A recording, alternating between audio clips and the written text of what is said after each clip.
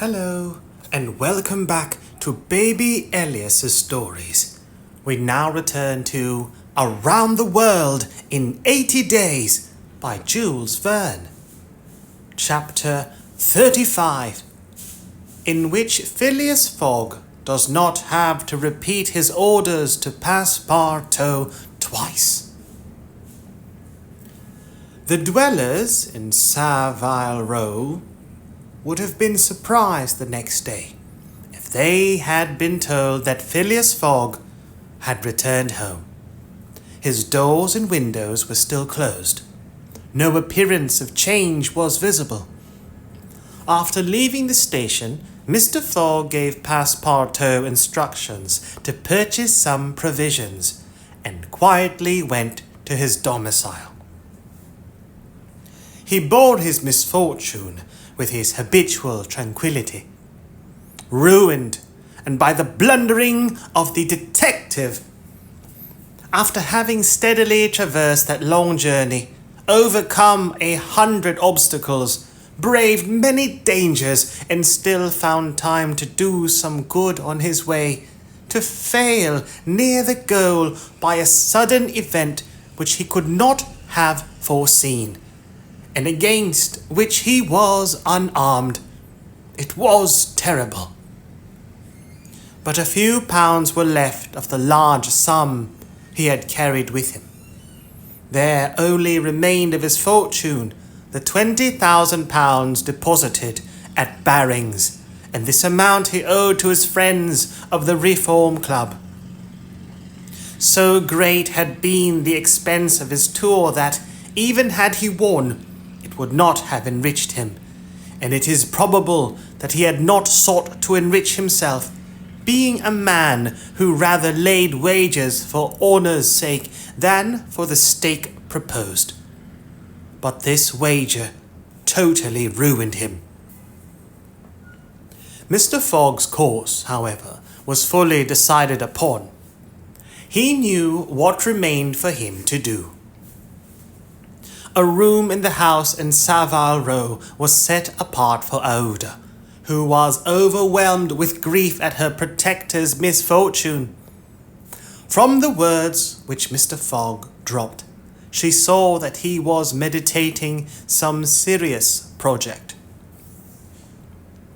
Knowing that Englishmen governed by a fixed idea sometimes resort to the desperate expedient of suicide, Passepartout kept a narrow watch upon his master, though he carefully concealed the appearance of doing so. First of all, the worthy fellow had gone up to his room and had extinguished the gas burner, which had been burning for 80 days. He had found in the letter-box a bill from the gas company, and he thought it more than time to put a stop to this expense, which he had been doomed to bear. The night passed. Mr. Fogg went to bed, but did he sleep? Aouda did not once close her eyes. Passepartout watched all night, like a faithful dog at his master's door. Mr. Fogg called him in the morning and told him to get Aouda's breakfast and a cup of tea and a chop for himself. He desired Aouda to excuse him from breakfast and dinner, as his time would be absorbed all day in putting his affairs to rights. In the evening, he would ask permission to have a few moments' conversation with the young lady. Passepartout, having received his orders, had nothing to do but obey them. He looked at his imperturbable master and could scarcely bring his mind to leave him. His heart was full, and his conscience tortured by remorse, for he accused himself more bitterly than ever of being the cause of the irretrievable disaster.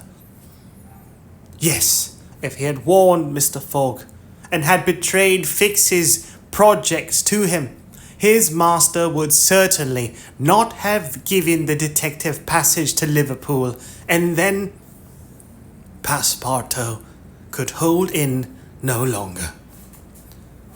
"My master!" Monsieur Fogg, he cried, why do you not curse me? It was my fault that... I blame no one, returned Phileas Fogg, with perfect calmness. Go. Passepartout left the room and went to find Aouda, to whom he delivered his master's message. Madame, he added, I can do nothing myself, nothing! I have no influence over my master, but you, perhaps. What influence could I have? Replied Aouda. Mr. Fogg is influenced by no one.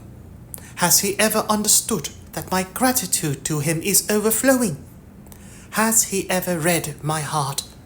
My friend, he must not be left alone an instant. You say he is going to speak with me this evening? Yes, madame, probably to arrange for your protection and comfort in England. We shall see, replied Aouda, becoming suddenly pensive. Throughout this day, Sunday, the house in Savile Row was as if uninhabited, and Phileas Fogg, for the first time since he had lived in that house, did not set out for his club when Westminster clock struck 11:30. When Westminster clock struck 11:30. Why should he present himself at the Reform? His friends no longer expected him there. As Phileas Fogg had not appeared in the saloon on the evening before Saturday, the 21st of December, at 9:15, he had lost his wager. It was not even necessary that he should go to his bankers for the £20,000, for his antagonists already had his cheque in their hands, and they had only to fill it out and send it to the Barings to have the amount transferred to their credit. Mr. Fogg, therefore, had no reason for going out, and so he remained at home. He shut himself up in his room and busied himself putting his affairs in order. Passepartout continually ascended and descended the stairs. The hours were long for him. He listened at his master's door and looked through the keyhole as if he had a perfect right to do so, and as if he feared that something terrible might happen at any moment. Sometimes he thought of Fix, but no longer in anger. Fix, like all the world, had been mistaken in Phileas Fogg, and had only done his duty in tracking and arresting him, while he, Passepartout... This thought haunted him, and he never ceased cursing his miserable folly. Finding himself too wretched to remain alone, he knocked at Aouda's door, went into her room, seated himself, without speaking, in a corner, and looked ruefully at the young woman. Aouda was still pensive.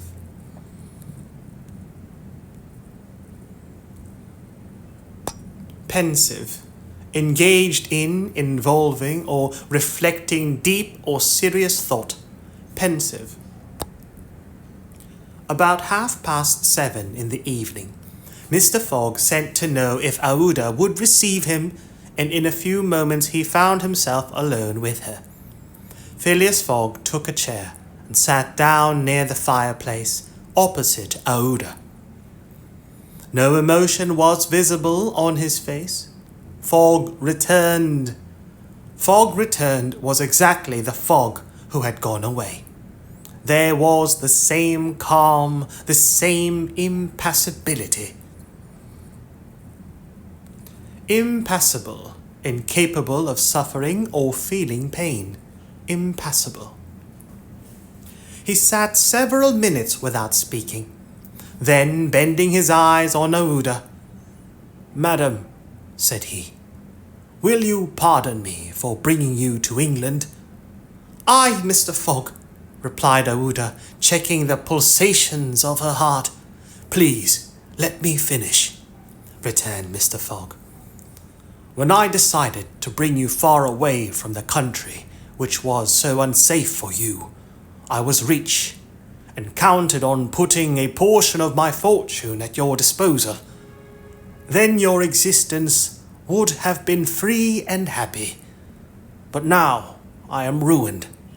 "I know it, Mr. Fogg," replied Aouda, "and I ask you in my turn, will you forgive me for having followed you, and, who knows, for having perhaps delayed you, and thus contributed to your ruin?"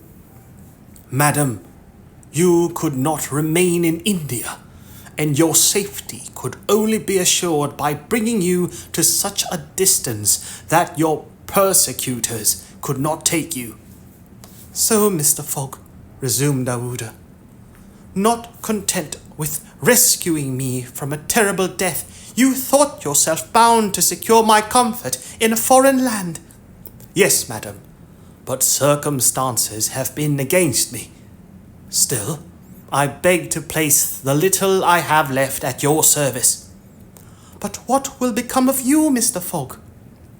"As for me, madam," replied the gentleman coldly, "I have need of nothing."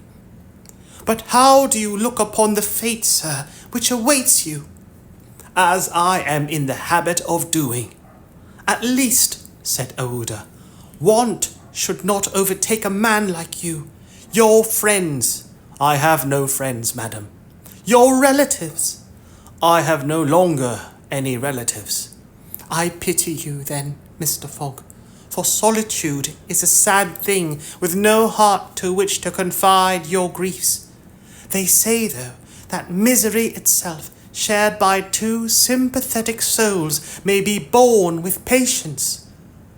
"They say so, madam." "Mr. Fogg," said Aouda, rising and seizing his hand, "do you wish at once a kinswoman and friend? Will you have me for your wife?" Mr. Fogg, at this, rose in his turn. There was an unwonted light in his eyes, and a slight trembling of his lips. Aouda looked into his face. Then sincerity, rectitude, firmness, and sweetness of this soft glance of a noble woman who could dare all to save him, to whom she owed all, at first astonished, then penetrated him. Rectitude, morally correct behavior or thinking, righteousness. The sincerity, rectitude, firmness, and sweetness of this soft glance of a noble woman who could dare all to save him, to whom she owed all, at first astonished, then penetrated him. He shut his eyes for an instant, as if to avoid her look. When he opened them again, "I love you," he said simply. "Yes, by all that is holiest, I love you, and I am entirely yours." "Ah!" cried Aouda, pressing his hand to her heart. Passepartout was summoned and appeared immediately. Mr. Fogg still held Aouda's hand in his own. Passepartout understood, and his big, round face became as radiant as the tropical sun at its zenith. Mr. Fogg asked him if it was not too late to notify the Reverend Samuel Wilson of Marylebone Parish that evening. Passepartout smiled his most genial smile, and said, "Never too late." It was 5 minutes past 8.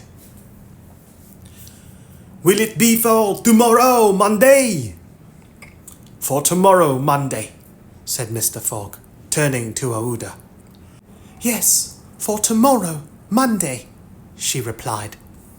Passepartout hurried off as fast as his legs could carry him. Chapter 36, in which Phileas Fogg's name is once more at a premium on 'Change.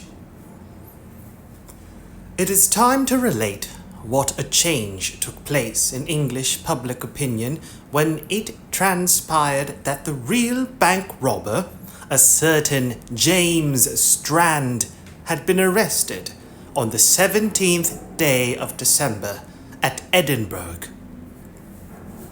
3 days before, Phileas Fogg had been a criminal who was being desperately followed up by the police. Now he was an honourable gentleman, mathematically pursuing his eccentric journey round the world.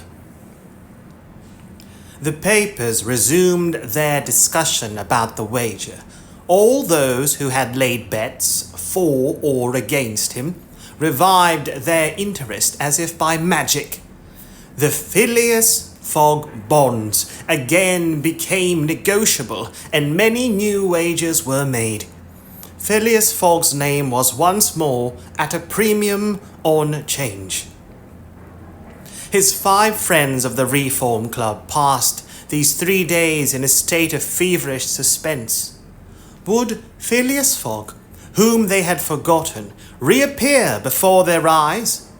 Where was he at this moment? The 17th of December, the day of James Strand's arrest, was the 76th since Phileas Fogg's departure, and no news of him had been received. Was he dead? Had he abandoned the effort, or was he continuing his journey along the route agreed upon? And would he appear on Saturday, the 21st of December, at 9:15 in the evening, on the threshold of the Reform Club saloon? In anxiety in which, for 3 days, London society existed, cannot be described. Telegrams were sent to America and Asia for news of Phileas Fogg. Messengers were dispatched to the house in Savile Row, morning and evening. No news. The police were ignorant what had become of the detective Fix, who had so unfortunately followed up a false scent. Bets increased, nevertheless, in number and value. Phileas Fogg, like a racehorse, was drawing near his last turning point. The bonds were quoted, no longer at 100 below par, but at 20, at 10 and at 5, and paralytic old Lord Albemarle bet even in his favour. A great crowd was collected in Pall Mall and the neighbouring streets on Saturday evening. It seemed like a multitude of brokers permanently established around the Reform Club. Circulation was impeded, and everywhere disputes, discussions, and financial transactions were going on. The police had great difficulty in keeping back the crowd, and as the hour when Phileas Fogg was due approached, the excitement rose to its highest pitch. The 5 antagonists of Phileas Fogg had met in the great saloon of the club. John Sullivan and Samuel Fallentin, the bankers, Andrew Stewart, the engineer, Gauthier Ralph, the director of the Bank of England, and Thomas Flanagan, the brewer, one and all waited anxiously. When the clock indicated 20 minutes past 8, Andrew Stewart got up, saying, "Gentlemen, in 20 minutes, the time agreed upon between Mr. Fogg and ourselves will have expired." "What time did the last train arrive from Liverpool?" asked Thomas Flanagan. "At 23 minutes past 7, replied Gauthier Ralph, "and the next does not arrive till 10 minutes after 12. "Well, gentlemen," resumed Andrew Stewart, "if Phileas Fogg had come in the 7:23 train, he would have got here by this time. We can therefore regard the bet as won." "Wait, don't let us be too hasty," replied Samuel Fallentin. "You know that Mr. Fogg is very eccentric. His punctuality is well known. He never arrives too soon or too late, and I should not be surprised if he appeared before us at the last minute. Why, said Andrew Stuart nervously, if I should see him, I should not believe it was he. The fact is, resumed Thomas Flanagan, Mr. Fogg's project was absurdly foolish. Whatever his punctuality, he could not prevent the delays which were certain to occur, and a delay of only 2 or 3 days would be fatal to his tour. Observe, too, added John Sullivan, that we have received no intelligence from him, though there are telegraphic lines all along his route. He has lost, gentlemen, said Andrew Stuart. He has 100 times lost. You know, besides, that the China, the only steamer he could have taken from New York to get here in time, arrived yesterday. I have seen a list of the passengers, and the name of Phileas Fogg is not among them. Even if we admit that fortune has favoured him, he can scarcely have reached America. I think he will be at least 20 days behindhand, and that Lord Albemarle will lose a cool 5,000.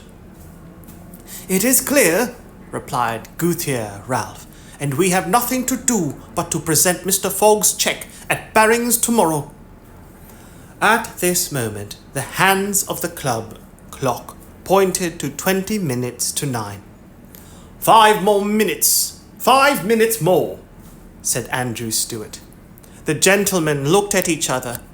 Their anxiety was becoming intense, but not wishing to betray it, they readily assented to Mr. Fallentin's proposal of a rubber. I wouldn't give up my 4,000 over the bet, said Andrew Stuart as he took his seat, for 3,999. The clock indicated 18 minutes to 9. The players took up their cards, but could not keep their eyes off the clock. Certainly, however secure they felt, minutes had never seemed so long to them. 17 minutes to 9, said Thomas Flanagan as he cut the cards which Ralph handed to him. Then there was a moment of silence. The great saloon was perfectly quiet, but the murmurs of the crowd outside were heard, with now and then a shrill cry. The pendulum beat the seconds, which each player eagerly counted, as he listened with mathematical regularity. 16 minutes to 9, said John Sullivan in a voice which betrayed his emotion. 1 minute more, and the wager would be won. Andrew Stuart and his partner suspended their game. They left their cards and counted the seconds. At the 40th second, nothing. At the 50th, still nothing. At the 55th, a loud cry was heard in the street, followed by applause, hurrahs, and some fierce growls. Hurrah! Hurrah! Hurrah! The players rose from their seats. At the 57th second, the door of the saloon opened, and the pendulum had not beat the 60th second when Phileas Fogg appeared, followed by an excited crowd who had forced their way through the club doors, and in his calm voice said, "Here I am, gentlemen." The final chapter, chapter 37, in which it is shown that Phileas Fogg gained nothing by his tour around the world unless it were happiness. Yes, Phileas Fogg in person. The reader will remember that at 5 minutes past 8 in the evening, about 25 hours after the arrival of the travellers in London, Passepartout had been sent by his master to engage the services of the Reverend Samuel Wilson in a certain marriage ceremony, which was to take place the next day. Passepartout went on his errand enchanted. He soon reached the clergyman's house, but found him not at home. Passepartout waited a good 20 minutes, and when he left the reverend gentleman, it was 35 minutes past 8. But in what a state he was! With his hair in disorder and without his hat, he ran along the street as never man was seen to run before, overturning passers-by, rushing over the sidewalk like a waterspout. In 3 minutes, he was in Savile Row again, and staggered back into Mr. Fogg's room. He could not speak. "What is the matter?" asked Mr. Fogg. "My master!" gasped Passepartout. "Marriage! Impossible!" "Impossible?" "Impossible! For tomorrow!" "Why so?" "Because tomorrow is Sunday!" "Monday," replied Mr. Fogg. "No! Today is Saturday!" "Saturday! Impossible!"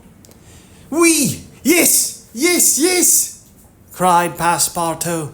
"You have made the mistake of 1 day. We arrived 24 hours ahead of time, but there are only 10 minutes left." Passepartout had seized his master by the collar and was dragging him along with irresistible force. Phileas Fogg, thus kidnapped, without having time to think, left his house, jumped into a cab, promised £100 to the cabman, and, having run over 2 dogs and overturned 5 carriages, reached the Reform Club. The clock indicated 9:15 when he appeared in the great saloon. Phileas Fogg had accomplished the journey round the world in 80 days. Phileas Fogg had won his wager of £20,000. How was it that a man so exact and fastidious could have made this error of a day? How came he to think that he had arrived in London on Saturday, the 21st day of December, when it was really Friday the 20th, the 79th day only from his departure? The cause of the error is very simple. Phileas Fogg had, without suspecting it, gained 1 day on his journey, and this merely because he had travelled constantly eastward. He would, on the contrary, have lost a day had he gone in the opposite direction, that is, westward. In journeying eastward, he had gone towards the sun, and the days therefore diminished for him as many times 4 minutes as he crossed degrees in this direction. There are 360 degrees on the circumference of the earth, and these 360 degrees multiplied by 4 minutes gives precisely 24 hours. That is, the day unconsciously gained. In other words, while Phileas Fogg, going eastward, saw the sun pass the meridian 80 times, his friends in London only saw it pass the meridian 79 times. This is why they awaited him at the Reform Club on Saturday and not Sunday, as Mr. Fogg thought. And Passepartout's famous family watch, which had always kept London time, would have betrayed this fact if it had marked the days as well as the hours and the minutes. Phileas Fogg, then, had won the £20,000, but as he had spent nearly 19,000 on the way, the pecuniary gain was small. His object was, however, to be victorious and not to win money. He divided the £1,000 that remained between Passepartout and the unfortunate Fix, against whom he cherished no grudge. He deducted, however, from Passepartout's share the cost of the gas, which had burned in his room for 1920 hours, for the sake of regularity. That evening, Mr. Fogg, as tranquil and phlegmatic as ever, said to Aouda, "Is our marriage still agreeable to you?" "Mr. Fogg," replied she, "it is for me to ask that question. You were ruined, but now you are rich again." "Pardon me, madam. My fortune belongs to you. If you had not suggested our marriage, my servant would not have gone to the Reverend Samuel Wilson's. I should not have been apprised of my error, and—" "Dear Mr. Fogg," said the young woman, dear Aouda, replied Phileas Fogg. It need not be said that the marriage took place 48 hours after, and that Passepartout, glowing and dazzling, gave the bride away. Had he not saved her, and was he not entitled to this honour? The next day, as soon as it was light, Passepartout rapped vigorously at his master's door.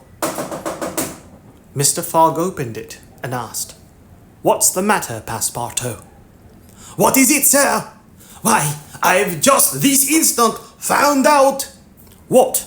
"That we might have made the tour of the world in only 78 days." "No doubt," returned Mr. Fogg, "by not crossing India. But if I had not crossed India, I should not have saved Aouda, and she would not have been my wife. And—" Mr. Fogg quietly shut the door. Phileas Fogg had won his wager, and had made his journey around the world in 80 days. To do this, he had employed every means of conveyance: steamers, railways, carriages, yachts, trading vessels, sledges, elephants. The eccentric gentleman had throughout displayed all his marvellous qualities of coolness and exactitude. But what then? What had he really gained by all this trouble? What had he brought back from this long and weary journey? Nothing, say you? Perhaps so. Nothing but a charming woman who, strange as it may appear, made him the happiest of men. Truly, would you not for less than that make the tour around the world, Baby Elias? The end. Good night, Baby Elias.